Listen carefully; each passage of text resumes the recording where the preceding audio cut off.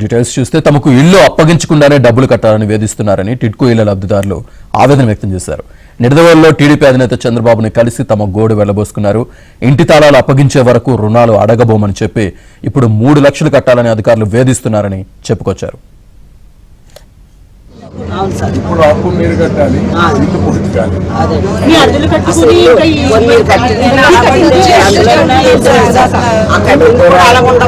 నేను వచ్చినాకనే పూర్తి చేసేవాడిని.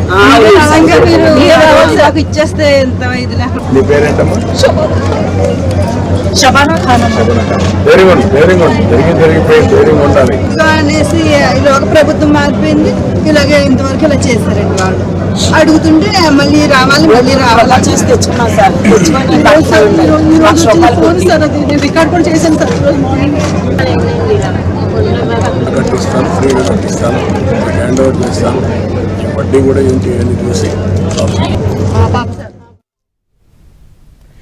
పేదలకు మంచి ఇల్లు ఉండాలనే లక్ష్యంతో టిడ్కో ఇళ్ల నిర్మాణాలను చేపట్టామని ఈ సందర్భంగా చంద్రబాబు అన్నారు. పేదలకు ఉచితంగా ఇళ్లు ఇస్తామని హామీ ఇచ్చి గద్దెనెక్కిన జగన్ వాటిని అప్పగించకపోగా వారిపై అప్పుల భారాన్ని మోపారని అన్నారు.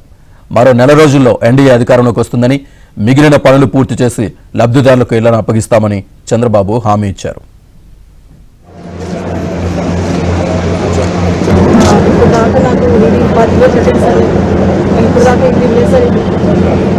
నాకు అసలు టార్చర్గా ఉంది సార్. నా ఫోన్ మీద ఫోన్లు, మెసేజ్లు, వడ్డీ కట్టాలి, ఇంట్రెస్ట్ కట్టాలి, ఈఎంఐ కట్టాలి.